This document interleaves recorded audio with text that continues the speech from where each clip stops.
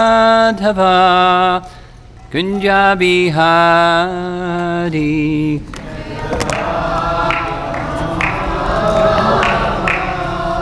It's on. Green. It's on. Jaya Radha Madhava Kunja Bihari. Jaya Radha Madhava Kunja Bihari. Gopi Jana Balabha Girivardhari. Gopi Jana Balabha Girivardhari. Gopi Jana Balabha Girivardhari.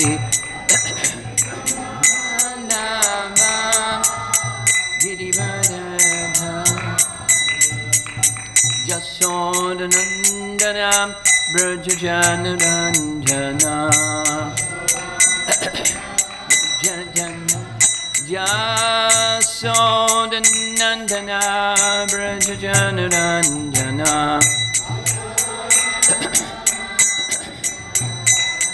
Jamana Tira Vanachadi Yamuna Tira Vanachadi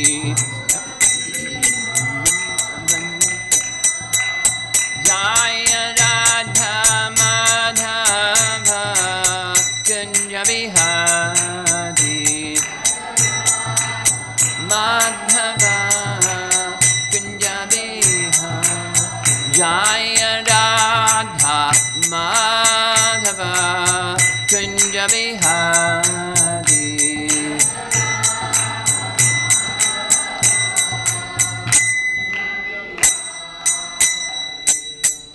Jayam Vishnupad Paramahamsa Parivajagacharya Astatara Srimad His Divine Grace A.C. Bhaktivedanta Swami Srila Prabhupada Ki Ananta Koti Vaishnavrinda Ki Grantaraj Srimad Bhagavatam Ki Gaur Premanandi.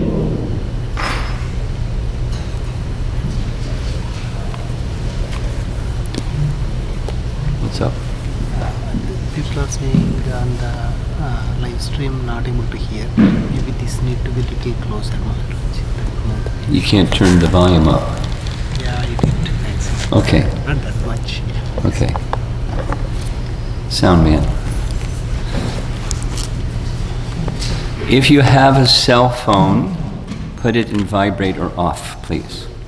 Check, because it'll be embarrassing if you don't.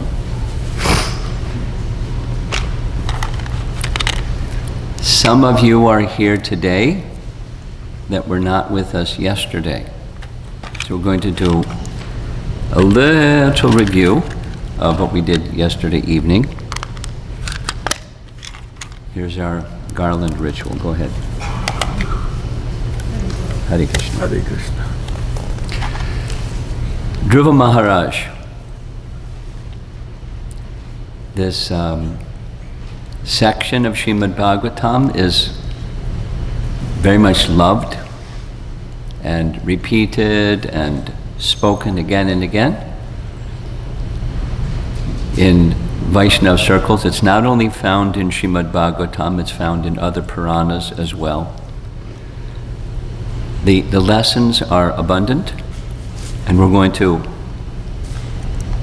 try to touch on some of them. The context from yesterday evening. This is the very beginning, not only the beginning of Satya Yuga, but the beginning of a new creation, a new universe.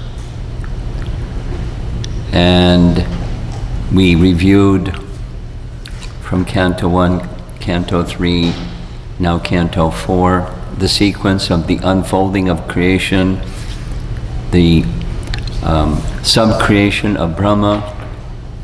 In the beginning, this morning, we're going to hear further items of the sub-creation of Brahma. And then another one of the 10 topics is the Manus and the lineages of kings from each of the Manus, with prominent ones, of course. We mentioned yesterday, and it becomes important again this morning, not everything in the Bhagavatam is chronological. It's very logical, but not sequenced by time, because this morning, for example, we're going to hear about the creation of destructive forces in the universe, which come about at the very beginning of the universe, not just fourth canto, or not just before Dhruva takes his birth. It's part of the creation. But it's being presented here because it plays into this beginning topic of Canto 4, Chapter 8. That is to say, there's destructive forces in the universe. The destructive forces in the universe follow the mode of goodness, the mode of ignorance. And then persons influenced by the mode of ignorance do destructive things. And then people react to those destructive things, and it just implicates everybody in guna and karma. The flow of the material creation goes on by involvement in the modes of nature and reacting to the modes of nature. And then there's an alternative to reacting, and that's what our topic is this morning, responding. We have a choice. It's one of the topics of Bhagavad Gita. Living entity has minute free will, being part and parcel of the Supreme, who has unlimited free will. Living entities have minute free will. And we can choose to react to destructive forces or people that do mean and harsh and bad things, and we can become reactive. That's an option. And then we're caught up in the flow of material illusion. Or we can choose to respond. Now, I don't know if any of you are aware, but this terminology, react and respond, it's out there in the secular world. For people that do counseling, it's a phrase that they use, so that's why I selected it. There is an option to respond rather than react to destructive influences that are acting upon you. Because here we are.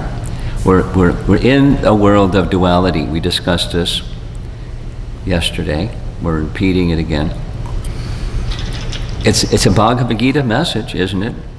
One of the first instructions Krishna gives, Matra Sparshas tu Kaunteya Sitoshna Sukha Dukkha Da. And his advice in that stage is, Tang Statiksha Swabhara, just tolerate. Because you're being intolerant isn't going to change the fact that it's a place of duality. It's a place of duality. And sometimes it's cold, and sometimes it's hot. Sometimes it's night, sometimes it's day, sometimes there's happiness, sometimes there's distress, sometimes there's honor, sometimes there's dishonor. It's the nature of the place. So we're going to hear some principles of responding rather than reacting. And one of the response lessons we're going to hear this morning is accept. It's a place of duality. And there's other acceptance elements. Now acceptance, we'll go into it. What I'm doing right now is just touching on a preview of what this morning's class is going to be. I'm touching on the elements, then we'll go into the subject matter, and we'll massage the elements again. How to go beyond duality. This is the world of duality. Yoga teaches how to go beyond. If you're not connected to Krishna, you'll stay within the world of duality and struggle. Daiviyeshu gunamayi mama maya duratiya. There is an alternative. Mamivaye prapadyante. So what does that look like? This section is a profile of what it looks like. And one of the very important parts, along with our making free will choices to respond rather than react, is to have somebody who's in that respond space, like, a devotee, a well-situated devotee. So the mother, I've gone over this subject so many times, emerging from this subject of Dhruva, is his mother's a hero.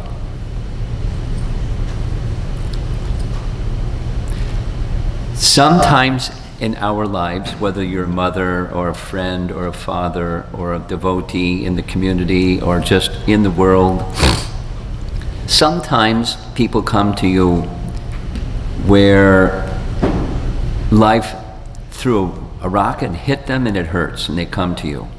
Sometimes. This will teach you principles, how to respond, and help them respond rather than react and just feel hurt. Really practical. Just a little sharing. One of the presentations that I've been making in colleges is the art of meditation, overcoming negative emotion. I can tell you it's a big hit because everyone is experiencing negative emotions. Millennials in particular.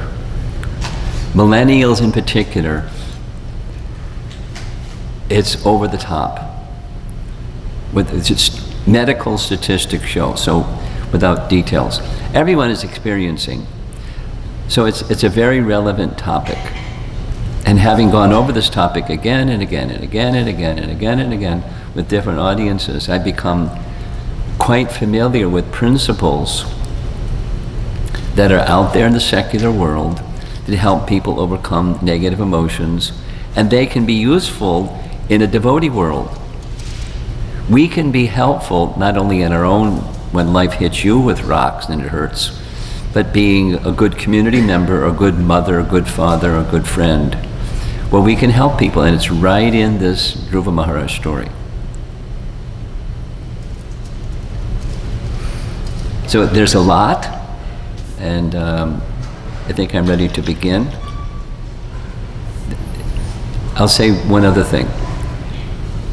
This presentation has been designed so it's a little more interactive rather than just information. The interactive is to help bring transformation, not just information. So be prepared. If you don't have a notepad, maybe during the break get one. And if you don't have one, there's some paper back there, or everyone has their handheld device, and you can turn it on, because when it comes to writing things down, it's really helpful to write it down. It's helpful to write it down because it's an education principle. Your thoughts have to become clear when you write something down. If you don't write it down, your thoughts are kind of mushy, flaky, vapor, and writing it down makes it more, and you have to kind of edit a little bit because you're putting it down on paper. It helps make your thoughts more clear.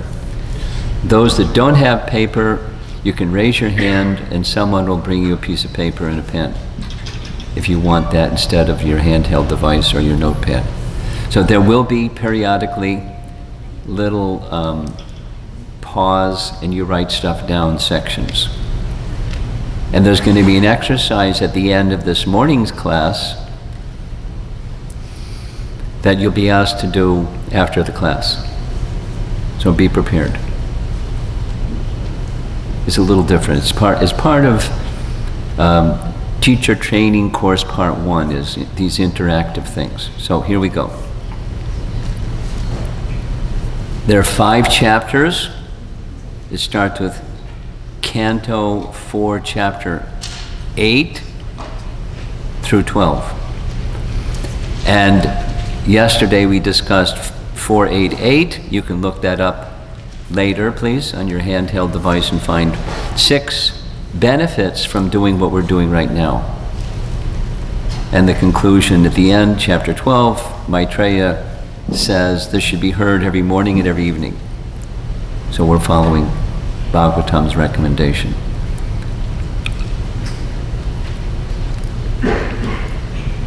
Here we go. The first verse. So we're now in the beginning stages of creation. Again, it's not chronological, but Brahma is doing the subcreation. Now, earlier in Canto 3, Swayambhuva Manu appeared. But before Swayambhuva Manu appeared, these personalities mentioned here appeared. So it's not chronological. It's purposeful by Vyasadeva compiling the way that he has. The 4 great sages, the 4 great Kumara sages headed by Sanaka, as well as Narada, Ribhu, Hamsa, Aduni, and Yati, all sons of Brahma, did not live at home, but became Urdhva Reta, or Naishtika Brahmacharis, unadulterated celibates. Now, they're the firstborn, the 4 Kumaras pictured here. And they became super attracted to the lotus feet of Lord Vishnu. As you see, it's like very nice painting. And others, so the lineages of descendants from Brahma don't occur with these personalities mentioned here because they didn't marry, they had no offspring. Next, 2 through 4 speaks of destructive forces. Because when you create a universe, you're going to have to take the post of Brahma someday. You're going to have to do good things and bad things, or create the facility for good things. Because, why? Because karma, when it's reactivated by the contact of time and the living entities with pradhan, that karma that's been dormant becomes reactivated. And the modes of nature also become activated because they were dormant when time is withdrawn. So there's continuation of previous karma and continuation of previous modes. And the destructive mode is part of the creation, not just good. There's good, passion, and ignorance. So text 5 says, I have summarily explained the causes of devastation. We're going to go over those, 2 through 4. One who hears this description 3 times, more is good too, attains piety and washes away the sinful contamination from his soul. And in the commentary of this verse 5, Prabhupada writes, devastation takes place because of irreligion and falsity.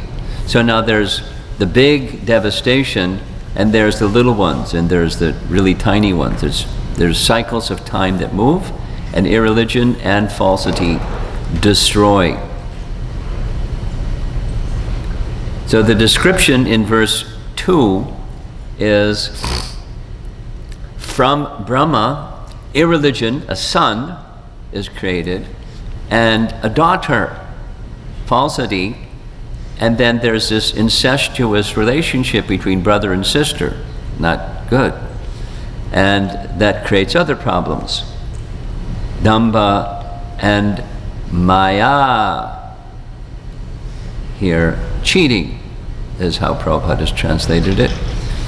And then from those come other forces, greed and cunning, and then anger and envy, and quarrel and harsh speech and death and fear. These are not nice things, but it's part of creation that unfortunately Brahma creates, because living entities have bad karma and low modes of nature.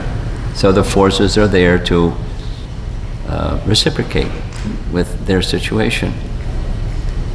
Excessive pain and hell. So those are some bad things. And in the handout that you will receive, if you haven't already, you're going to see this chart, this slide, and then another one shortly that has to do with Suruchi. Don't do that now. Don't do that now, because everyone will get distracted. We don't want distracted, we want attention.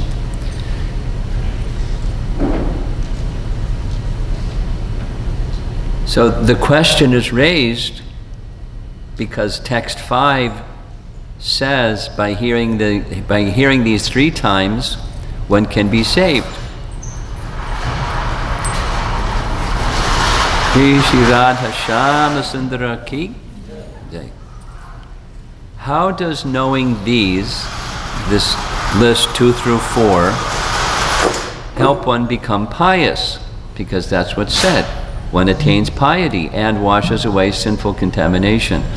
Vishwanath Chakravarti Thakur says, by knowledge one can avoid these items. Now it's possible you can know and still not avoid these items. That's the mixed devotee. But the knowledge is supportive of bhakti. It's awakened by bhakti. So knowledge helps. So you see the note at the bottom. We're going to give you a little handout at the end of class. So after the class, when you have discussions over prasadam or whatever, there's a request.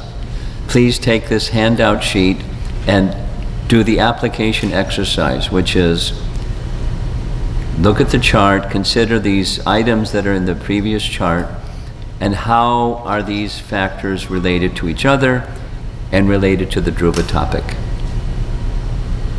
This is an application exercise, so it's not just like over your head and you forget about it. Please, it's a request. It will help us go forward with our whole experience together. So that's the first 5 verses of chapter 8. The next 3, 6, 7, and 8 is the lineage. So after describing the Udvareta, the Naishtika Brahmacharis, the first verse, the principles of destruction of the universe, and the benefits of hearing them, comes the lineage of Dhruva. So we saw the lineage of Dhruva yesterday.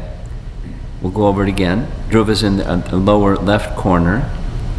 He's the son of Suniti and Uttanapada. We're going to hear some more about both of them. And over to the right, the second queen, Suruchi. So Uttanapada is a direct son of Swayambhuva Manu. He has a brother, Priyavrata. We don't hear about him so much until Canto 5, but this is Canto 4.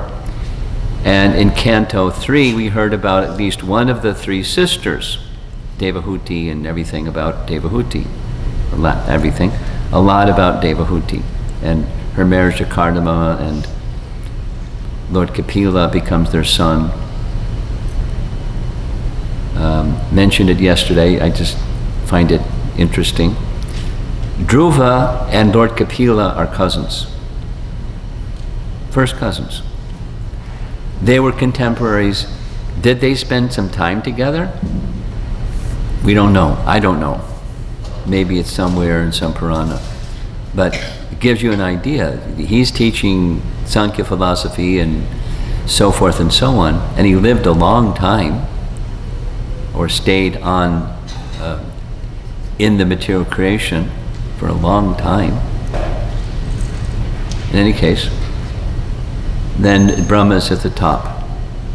So this 4 generations from the very beginning of creation, this is Satya Yuga, and the means of achieving perfection during Satya Yuga is meditation, dhyayate. So Dhruva is going to become a meditator.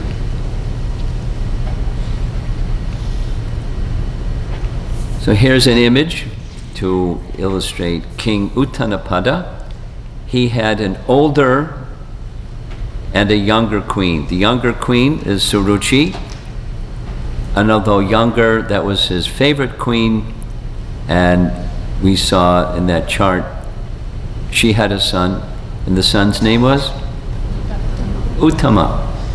And the elder queen, but literally abandoned, like abandoned, was Suniti. Exalted as she was abandoned. We'll hear some more. And that was Dhruva's mother, Suruchi and Suniti. And when Dhruva was a little boy, growing up, he made no distinction between the two. The disregarded, abandoned queen and the stepmother. He made no distinction. Now we're going to see profiles of these 3 shown in these images, and also King Uttanapada. And it's teaching us react or respond. I mean, there's many other things, but that's the highlight that I want to focus on. So, in your life, has it ever happened that someone mistreated you? Of course. Has it ever happened that you somehow hurt someone else?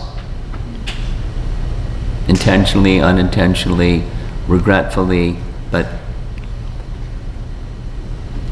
And what was your response when either of those 2 things happened? What makes one respond versus react, or react versus respond? So that's what we're going to look at. Remember, we're in this place of duality, and there's always this and that. So we're going to face mistreatment, or harshness, or destructive forces. It's part of the place. So how to not be in the reacting mood and go to the responding mood. So we'll take a look first at the profile of Suruchi. And so she has 2 of the destructive qualities mentioned in that list, verses 2 through 4. She's very proud and she's very envious. She's envious because she wants her son to become the king. But it's not going to happen because her son was the younger son, and the elder son becomes the next king. So she was envious of Dhruva. He's a little boy, and she's envious of him. And she's really proud. She's the favorite queen.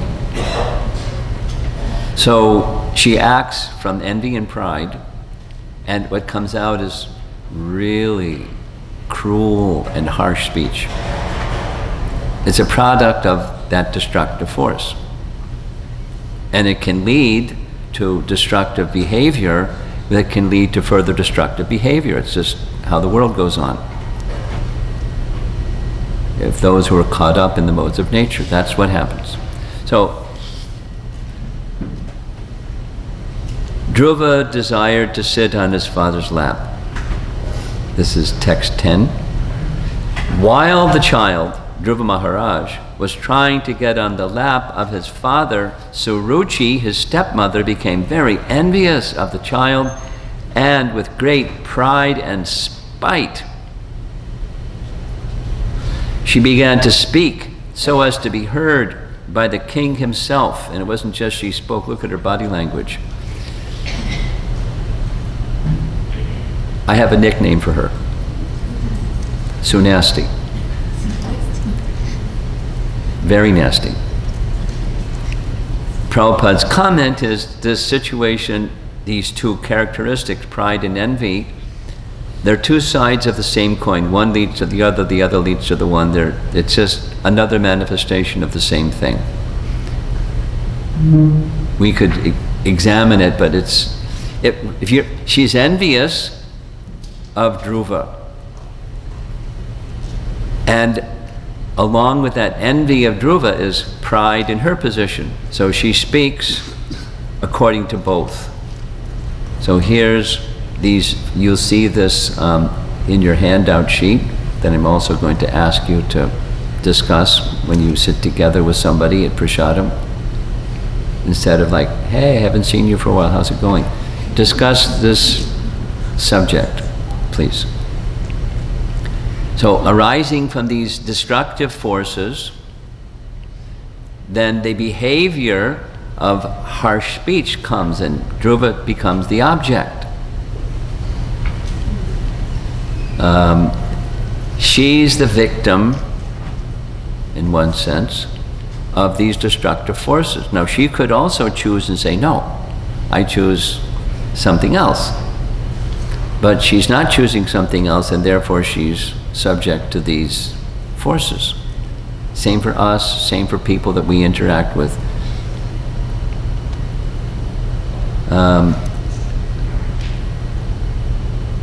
Per the verses 2 through 4 of the beginning of that chapter. That's why they're at the beginning of the chapter. Those forces were there before Suruchi took birth. Now, Suruchi, this is the beginning stages of creation. She had a previous life, not necessarily in this cycle of creation, but in the previous cycle of creation. Souls don't come into being. So even in the body of Mahavishnu, her karma and guna were dormant, they became active through creation. And now she's behaving like she did in her previous lives. Prideful and envious. Incapable of very harsh speech. So here's what she said. We saw the body language, and now here's some more body language. She said, 3 verses, "My dear child, you do not deserve to sit on the throne or on the lap of the king. Surely you are also the son of the king, but because you did not take your birth from my womb, you are not qualified to sit on your father's lap." Really? "My dear child, you are unaware that you were born not of my womb, but of another woman. Therefore, you should know that your attempt is doomed to failure. You are trying to fulfill a desire which is impossible to fulfill, because I say so."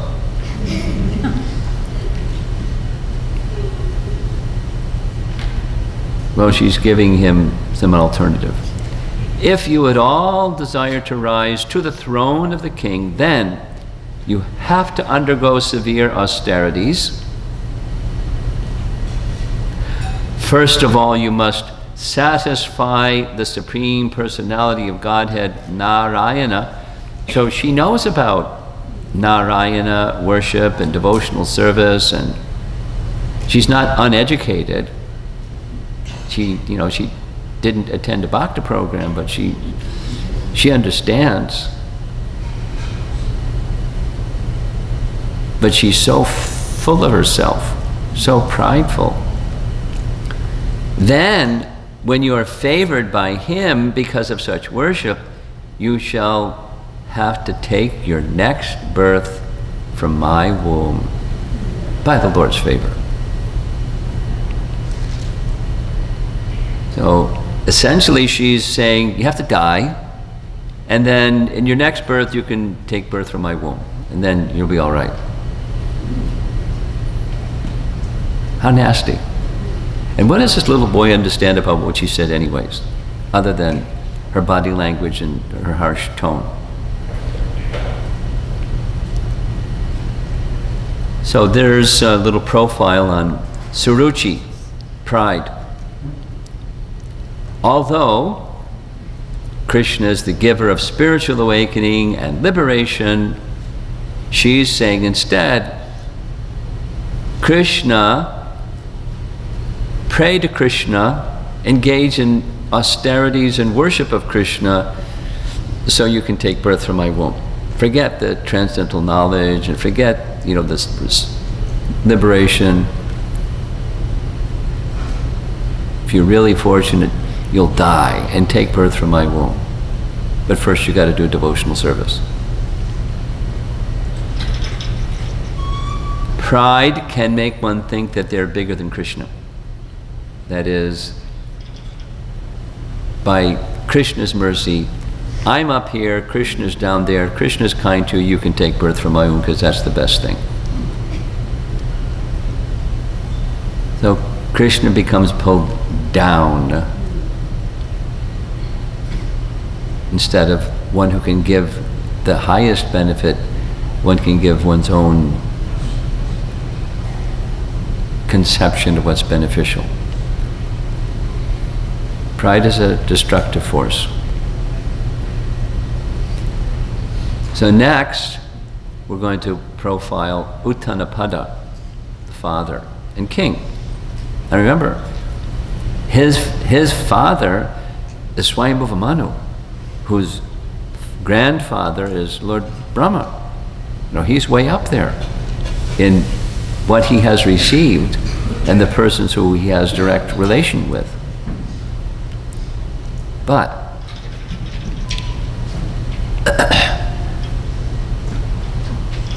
as a snake, when struck by a stick, breathes very heavily, Dhruva Maharaj, having been struck by the strong words of his stepmother, began to breathe very heavily because of great anger. And he looked to his father, and his father said nothing.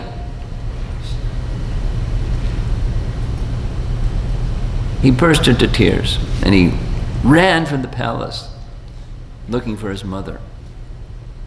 So now, let's take a look at Uttanapada for a moment. Why was he so indifferent to Dhruva, and he neglected his duty as a father and a king? Because fathers and kings, they extend protection to their subordinates. No protection. And seeming indifference. Little boy, looking to his father, help. Nothing.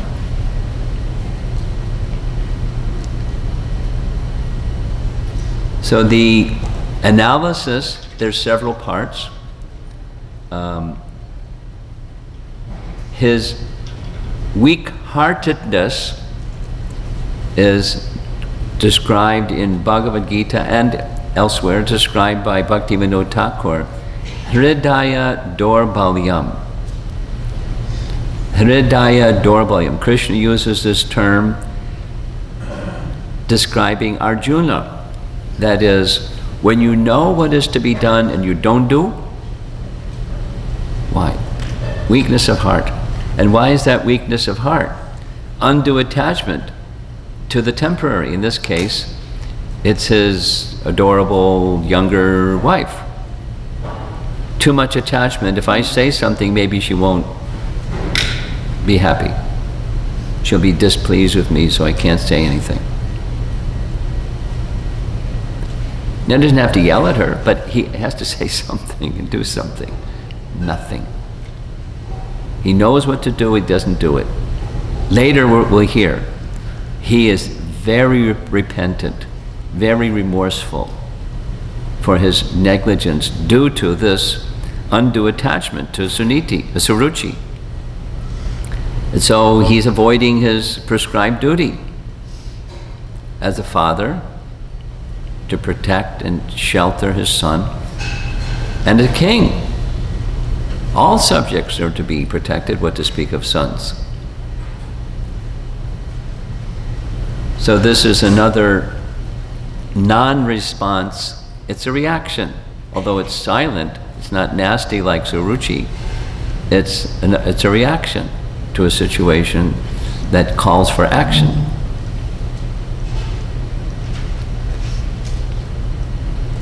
Now we're going to hear a third profile, that's Suniti's response. So listen carefully, I'll say it again. Those of you that are mothers or fathers, or those of you that have friends, or those of you that are devotees, that somebody in the community comes to you hurt by something, or somebody out there that in the workplace or the world that you move around in, somebody's hurt. You know, what are you going to do? Now, it's not like we have to have everything that carbon copy and imitate Suniti, because it's not appropriate, nor do we have her qualification. But there are principles. Pay attention, because it's going to happen if it's not already happening at the moment. Situations you're involved with or somebody's hurt.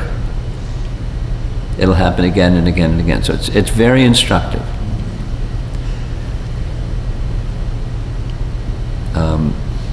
We heard yesterday one of the 6 principles that Prabhupada said that is a benefit from hearing the Dhruva story is this one. It generates a feeling of pure devotional service in the hearts of the hearers. So along with Dhruva, Suniti, hearing, as far as, I haven't seen any commentary that says she's a pure devotee, but she's a pure devotee. She has all the symptoms of a pure devotee. Listen carefully. And hearing will be inspiring and generate a feeling of moving in this direction from wherever we are towards being like her. So the response, behavior, or emotion demonstrates her compassion and her sense of seeking a direction to move in besides the reacting direction. So here's the verse. When Dhruva Maharaj reached his mother, his lips were trembling in anger and he was crying very grievously. So her first response, a mother's response. Queen Suniti immediately lifted her son onto her lap, his little boy, while the palace residents who had heard all the harsh words of Suruchi related everything in detail. Thus, Suniti also became greatly aggrieved. So here comes negative emotion number 1. She's aggrieved. It's okay, devotees, that you feel and acknowledge negative emotion. It's just how you respond to it. Because negative situations can be hurtful. Next. This incident was unbearable to Suniti's patience, another emotion. She began to burn as if in a forest fire, another emotion. And her grief, in her grief, she became like a burnt leaf. And so lamented.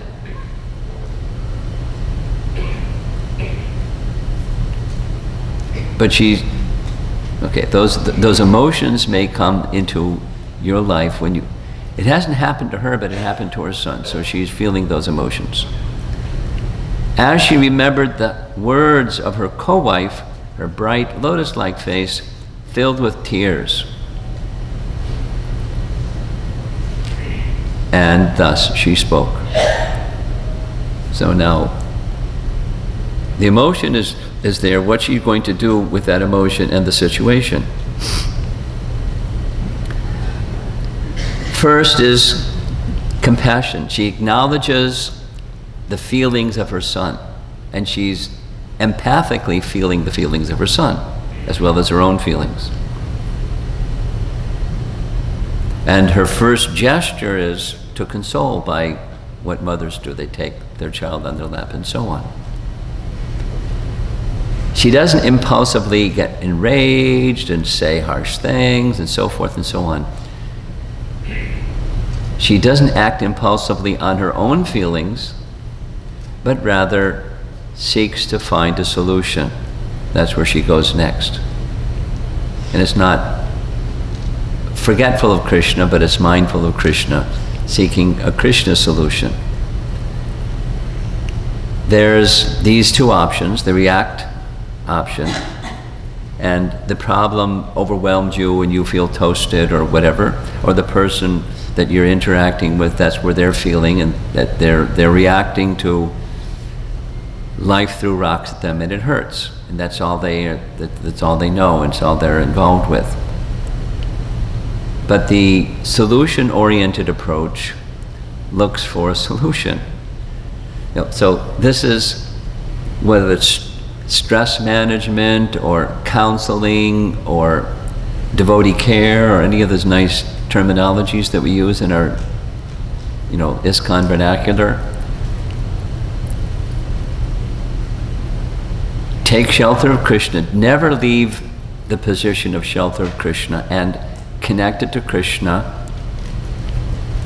What is a practical thing you can do? So here's from Stress Management 101 in the secular world. The reacting is, negative. The managing or stress management is, life throws rocks at you, it hurts. You take the rock and throw it in the air, catch it, and you consider, you go to the pause space, and you consider, what are my options? One option, of course, is you take the rock and throw it back at whoever threw it at you. But there may be multiple other options, and you consider what your options are. So one of the things that's recommended in stress management and in devotees' lives is, are there things that you can do today that give you strength, clarity, happiness, contentment? And do some of that. Make your emotional state, your mind, more relaxed, peaceful.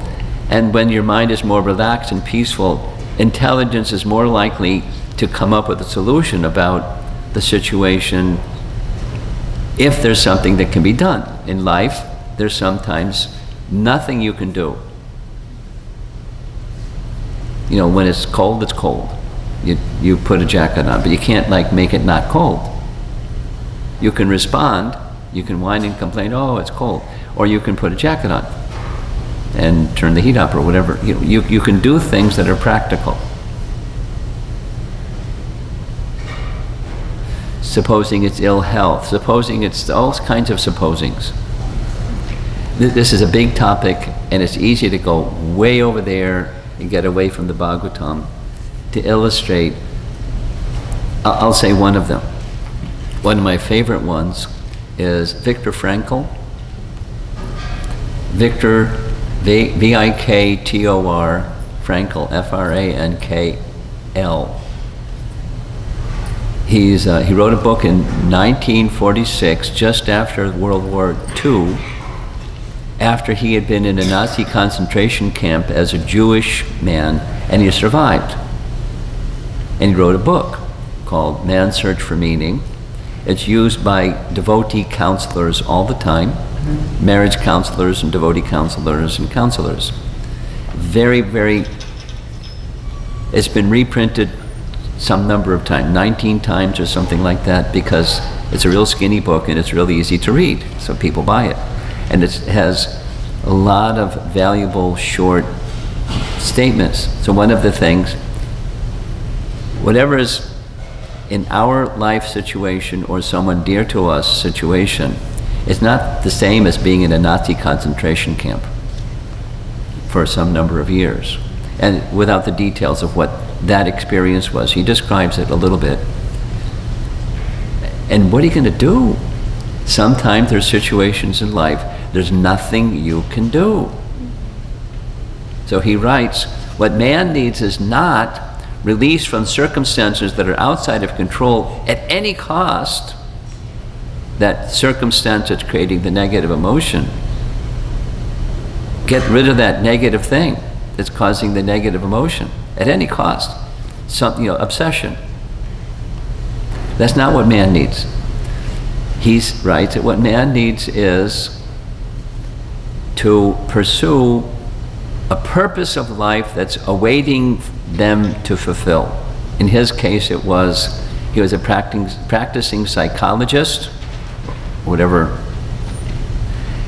I think psychiatrist or psychologist or something, and he wanted to be able, on the other side of this experience of the Nazi concentration camp, to help people who are trapped by circumstances in their life causing them lots of negative emotion, and how to help them get on the other side.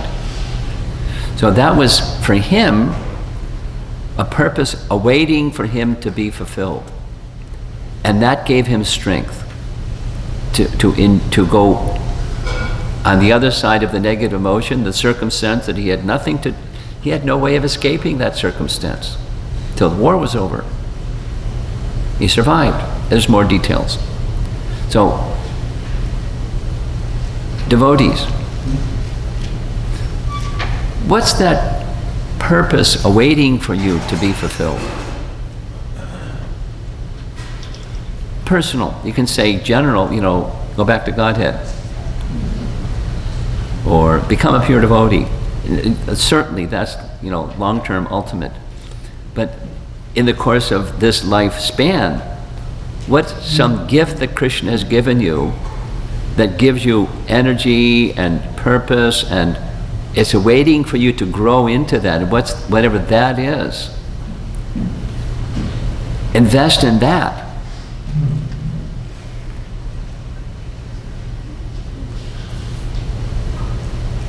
Okay, that's enough on. Here's Henry Ford said the same thing.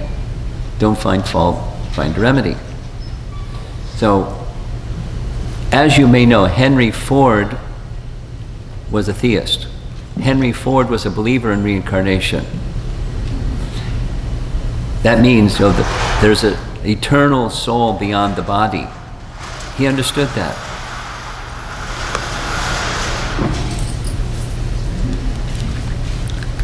Besides, a materially successful man, he had some spirituality somewhere in there in his life. So trying to become devotees, we need to go to the respond option instead of the react option and practice it. And hearing how Suniti does what Suniti did, and hear it again and hear it again and hear it again, and meditate on the strength that she had and the strength that she was able to transfer to her little boy is very instructive in our devotee community, not just mothers and fathers, but being a good community member. Listen carefully. She also was breathing very heavily, and she did not know the factual remedy for the painful situation. She was searching. Super Soul, please give me a remedy. And she couldn't find the remedy. So then she spoke to her son the following way. And as she spoke to her son, she's going to point to higher principles. That's the message that will help us in situations where we're giving guidance to people, whoever that may be. And for her, the first higher principle that she pointed to was this amangalam principle, as you see in the Sanskrit. My dear son, don't wish for anything inauspicious for others. She knows her son. She's a mother. She knows her son. And her son is in this retaliatory mood. Don't do that. Don't wish ill for others. Anyone who inflicts pains upon others suffers himself from that pain. You know, law of karma. She's teaching him. Don't. This amangalam is translated sometimes as fault-finding. Our Vaishnav literature is filled with instruction not to fault-find.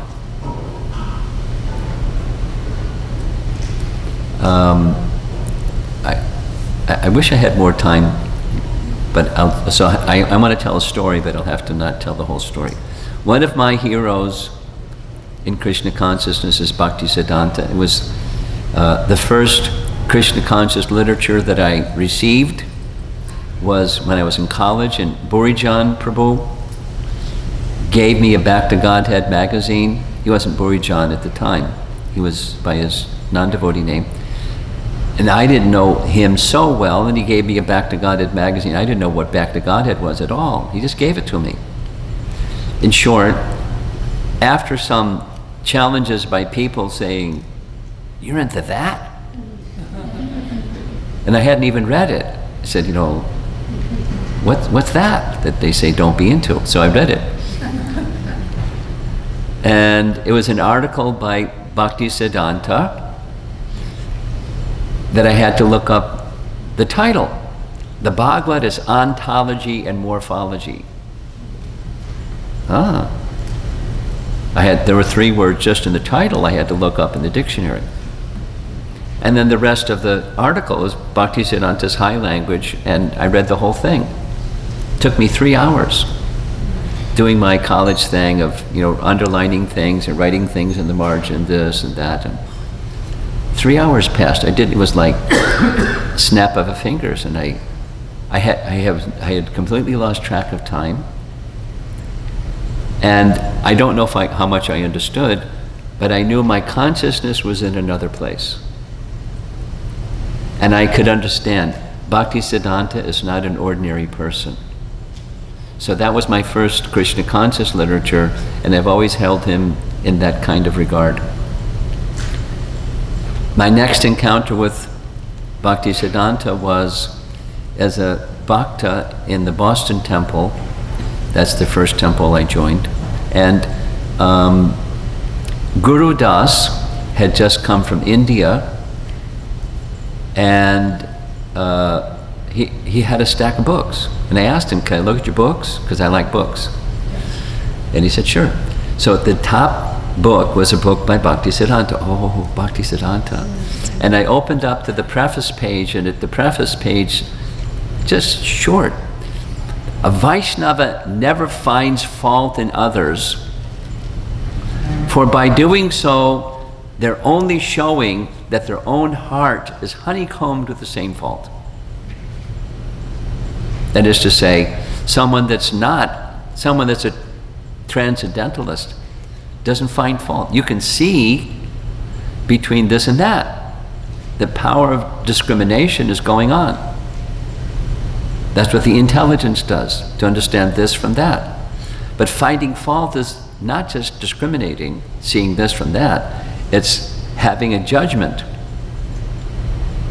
on this and that. Don't fault find. Then the next little paragraph, sentence actually, "Rather a Vaishnava is one who always looks within." So if you see something outside of yourself, this is a nice teaching. It's still with me. That was 50 years ago.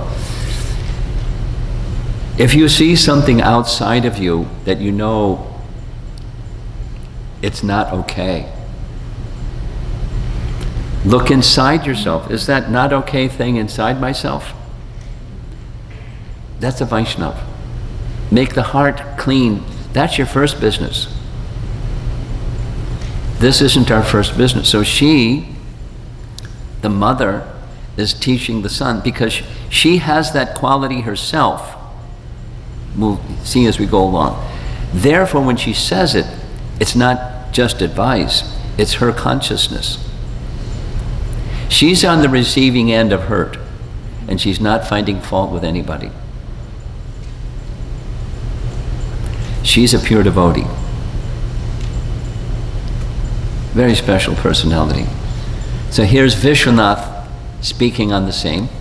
Oh, son, do not find fault in others, because those who have given suffering to others previously will receive the same in this life. That's his translation of the verse. That is to say, Dhruva, you gave hurt to someone else, now you're receiving the fruit of that hurt that you gave to someone else. His commentary, do not find fault, amangalam, in your stepmother. You have experienced the results of sins you have committed in previous births. Since the person who gives suffering to others in a previous life receives it back in this life.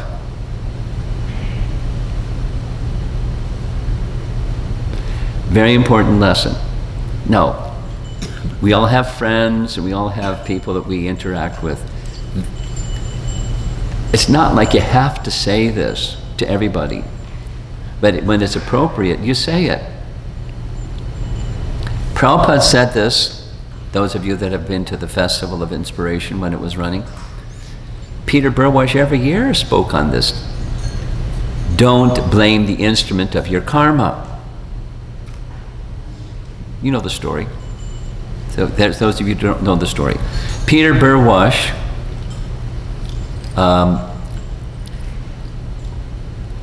was a householder, and he was a very successful entrepreneur. He was not only a tennis pro, but he was a teacher of tennis pros in Hawaii. He is a very successful man.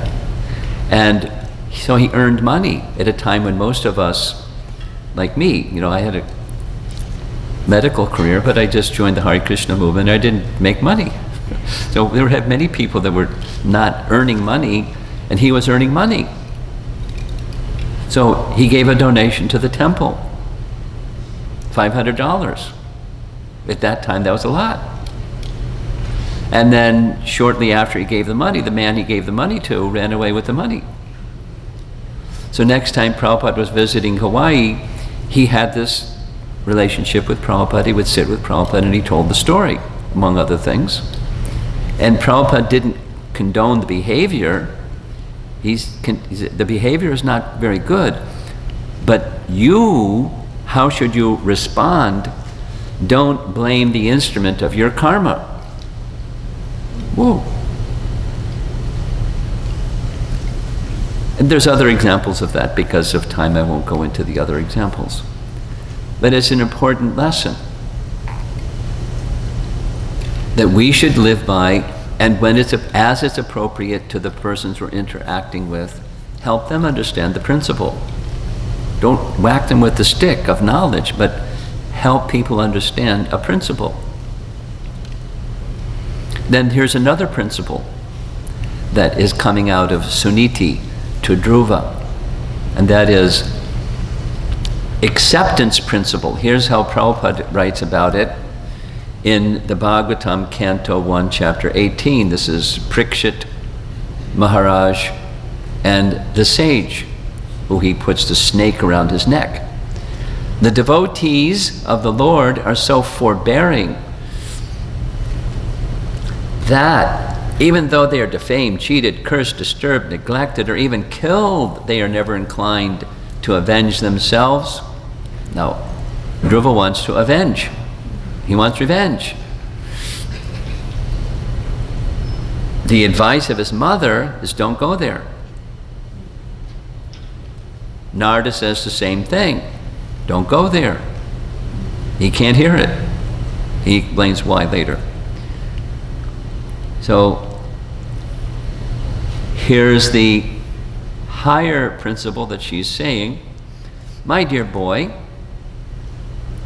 whatever has been spoken by Suruchi, your stepmother, although very harsh to hear, is factual. That is, take shelter of Narayana or Vishnu. Now her advice is, accept the karma that you have received from her, the negative part, but you're getting some good parts, so be a Paramahansa. Take nectar from a filthy place. That part of what she said, it's right. Therefore, if you desire at all to sit on the same throne as your step-brother Uttama, then give up your envious attitude, please, and immediately try to execute the instructions of your stepmother. Give up your envy towards her, which is just a response of envy, her envy towards you. Don't go there. Envy is very bad. This is a nice graphic. Sorry, I didn't do the graphics here. Envy is like a hungry demon with lots of sharp teeth, which can eat away any positive qualities. Pride and envy, these two they can debilitate anything good. So beware of pride, beware of envy. Whatever goodness may be in you, it'll be gone quickly by those two. Now, on this principle of acceptance, I want to acknowledge the source of this following. This is Adi Purusha, who is one of the Bhakti Shastri teachers in Vrindavan, VIHE, and in his teaching Bhagavad Gita, he has come up with this, so just borrowing it from him. Acceptance. When we don't accept an undesired event, it becomes anger. When we accept it, it becomes tolerance. When we don't accept uncertainty, it becomes fear. When we accept it, it becomes adventure. When we don't accept others' bad behavior towards us, it becomes hatred. When we accept it, it becomes forgiveness. When we don't accept others' success, it becomes jealousy. When we accept it, it becomes inspiration. Acceptance is the key to handling life well. So this is part of a profile that he uses for teaching Bhagavad Gita. Nice. It's being strongly emphasized here in Srimad Bhagavatam, in the Dhruva story. So Suniti, this is Vishwanath's commentary, my weeping has been written on my forehead by the Creator since birth. This negative being rejected and neglected by my husband, and the feelings and the weeping, and now with your situation, I accept it. It's outside of my having any ability to do anything about it. Like being in a Nazi concentration camp or being in a so she's not feeling ill towards her step co-wife or towards Uttanapada, she's just accepting it. And yet at the same time, she's wishing happiness for her son. And she's able to pass on to him the means for that happiness, because she knows how to get that happiness. Take shelter of the one who is the shelter of higher principles. So she's spoken of some higher principles, but how do you access those higher principles when you're struggling with lower principles? The reacting stage. And it's the lotus feet of the personality of God. It takes shelter there, just like a mother bird gives shelter to the little baby birds, and they're feeling protected. Naturally so. In the language of Bhagavatam, it's sanatha and anatha. One who is without a master is anatha, and they're unprotected. and Dhruva feel protected by the lotus feet of the personality of Godhead. Without further delay, you must engage yourself in worshiping the lotus feet of the Supreme Personality of Godhead. If you desire to be seated like your brother, he wanted to climb on the lap of his father with his brother. Execute the words, true words, uttered by Suruchi, without envy of her. Worship the lotus feet of the Lord. And then she launches into this glorification of the lotus feet. She's a devotee. She knows where she's going, even in adverse circumstances. And she wants to pass that on to her son. The Supreme Personality of Godhead is so great that simply by worshiping his lotus feet, your great-grandfather, Lord Brahma, acquired the necessary qualifications to create this universe. Although he is unborn and the chief of all living creatures, he is situated in that exalted post because of the mercy of the Supreme Personality of Godhead, whom even great yogis worship by controlling the mind and regulating the life air.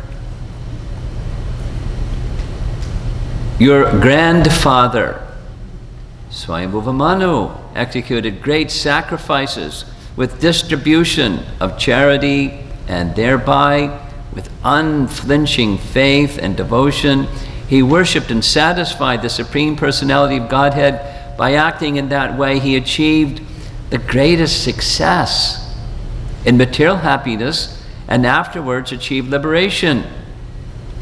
He's still alive, when she's speaking, but he will achieve liberation, which is impossible to obtain by worshiping the demigods.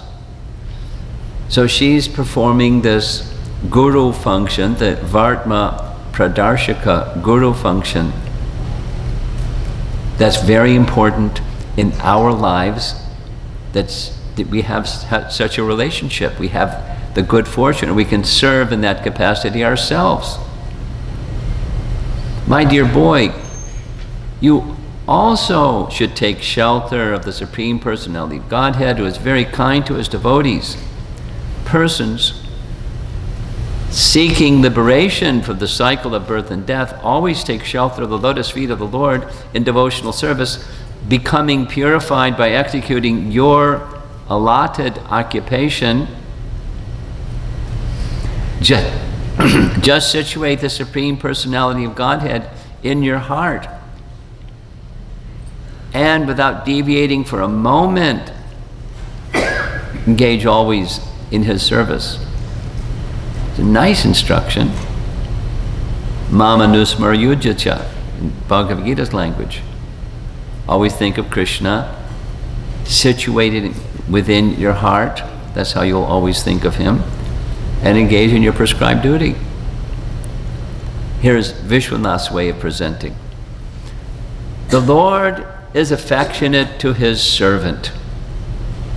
He will have more affection for you, his servant, than the affection of millions of mothers like me. Nice. I'm your mother, and I have affection for millions. His affection. So you take shelter of him with affection, and he'll take care of you, everything. Fix him in your mind, purified by bhakti dharma. This is to a friend, or to a child, or to a community member, or principles of responding rather than reacting. My dear Dhruva, as far as I am concerned, I do not find anyone who can mitigate your desires, your distress, but the Supreme Personality of Godhead, whose eyes are like lotus petals. Many demigods, such as Lord Brahma, seek the pleasure of the goddess of fortune, but the goddess of fortune herself, with a lotus flower in her hand, is always ready to render service to the Supreme Lord. She's a pure devotee. She's had all these negative emotions. She's feeling compassion and empathy for her son's emotions.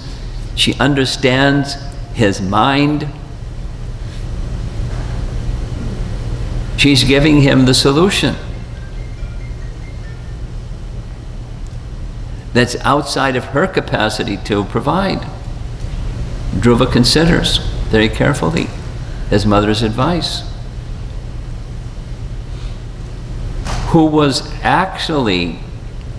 her advice was actually meant for fulfilling his desired objective.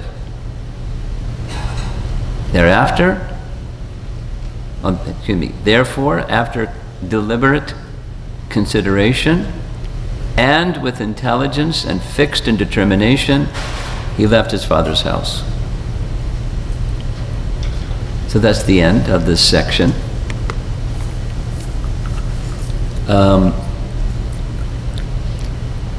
A comment that comes in the commentary: how can such an exalted mother send her son to the jungle? Fierce animals, snakes, no samosas. How's he going to survive? What mother could do that? Well, Suniti could do that for a couple of reasons. She had exclusive, implicit faith in Vishnu. It's said later in the commentary that she was constantly praying to Vishnu to protect her son. She had faith that he would, so that doesn't mean she didn't pray. She prayed for the protection of her son. But the whole principle seems to me to go against motherhood. She's just like on this very exceptional platform. As well, she knew the nature of her son. Her son wasn't going to take, she didn't even try to say don't. Her son is not going to take no for an answer. There's certain personality types, you say no, that makes them more determined. Someone taught me a lesson about that. Someone that's of that personality type. And they gave examples. So she knew, saying, now Narada, coming after breakfast, is going to be Narada encountering and having discussion with Dhruva. And he's meeting Dhruva. So he's examining Dhruva. His mother already knows.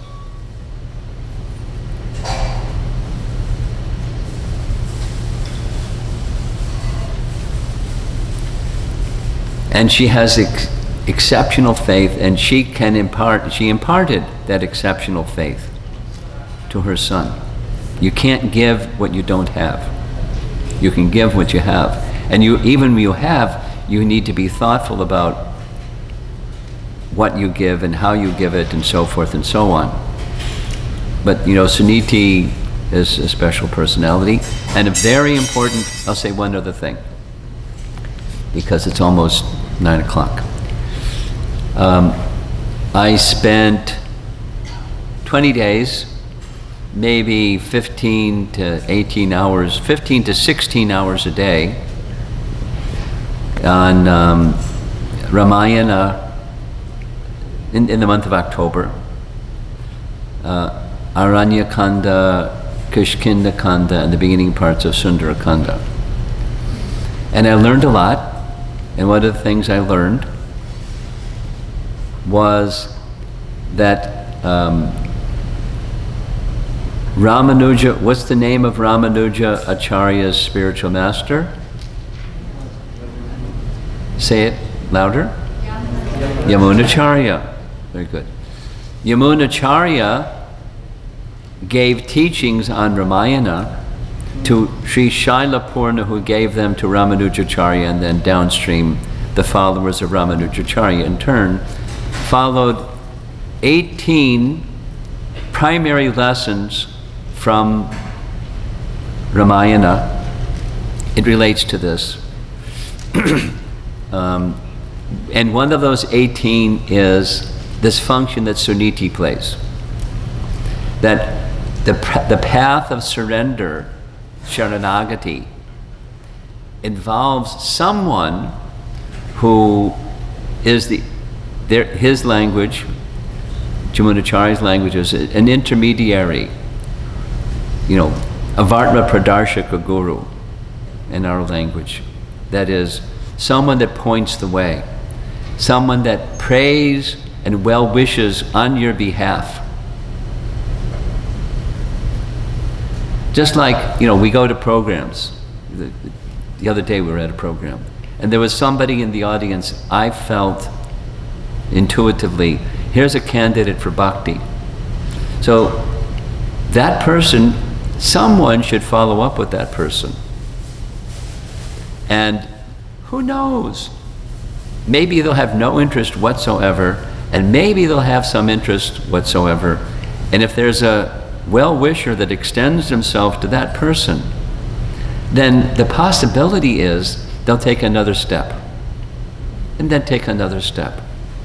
So in the process of Sharanagati, Yamunacharya writes that such a function is essential, not optional. So Suniti, she's eminently qualified, and she's performing that function. The result of which, she goes back to Godhead. Now there's other things in between, but she already has that full faith. That's another qualification for going back to Godhead.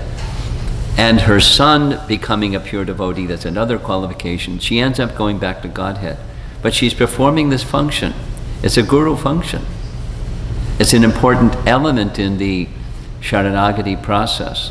So we can also be such functionaries in assisting the personality of Godhead, Bhagavan, to bring people again to his shelter.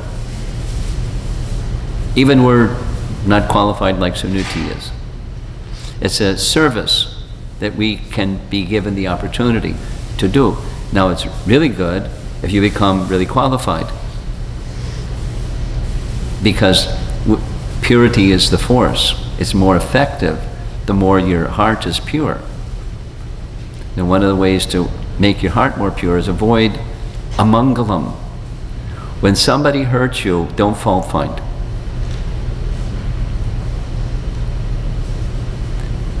Refrain from that conduct, that emotion, and instead be tolerant of the duality feature, accept that it's something that's coming because of your past activity, and now what are your options? Doesn't mean don't do anything, don't say anything, but don't get in reactive space. Be in a Krishna conscious space, where your interest is pleasing Krishna, and connecting yourself and others your life is involved with, connecting with Krishna in a way that's pleasing to Krishna.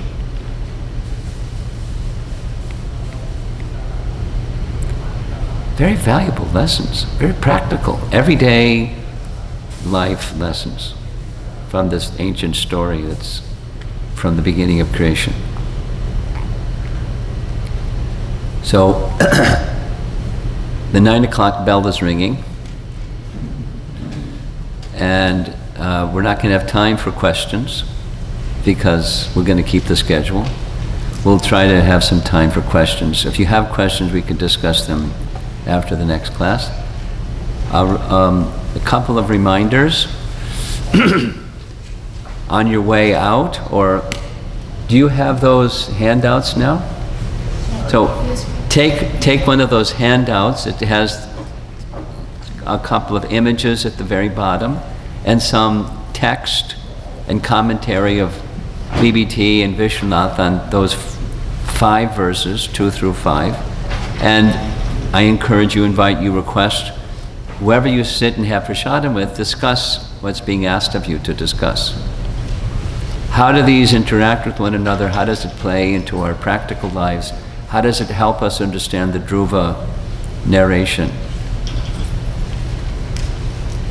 So it's not just information. You see if you can bring the information insight, integration and transformation. Srila Prabhupada ki jai.